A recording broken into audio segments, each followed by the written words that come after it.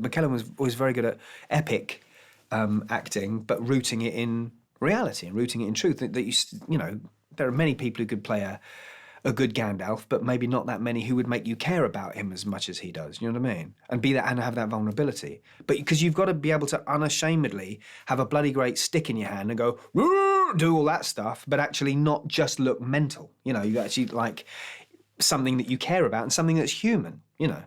So all the while you've got to be, and I always thought he was a very good example of walking that tightrope. You know. It's a hell of an experience. I mean, it was.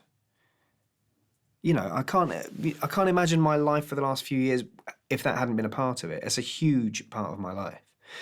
And I think it will be a huge part of my future, you know, because as long as there are new generations kind of reading Tolkien, watching these movies, that one I know is going to be, it's going to be a big part of, if I should live so long, it's going to be a big part of, you know, the next decades of my life, you know. It does suddenly hit you that, wow, yeah, I came here 2.5 years ago with these people and we've gone through a real thing together, you know. And it does suddenly hit you, think, geez, we've spent a long time doing this thing that we've all believed in and we've come a long way. I always feel that no one knows, and no one who's going to make a film knows this world better than Peter does, you know. We always felt in very good hands as far as that was concerned, like safe hands. Pete, for someone who, and not only Pete, but, you know, Fran and Phil as well, who they love this material. They love this source material, and they kind of, for the duration, certainly the time we're doing the film, they live and breathe it. Bilbo knows there's no glory in either killing or dying in violence, but he has seen that sometimes, in his experience, it's been necessary.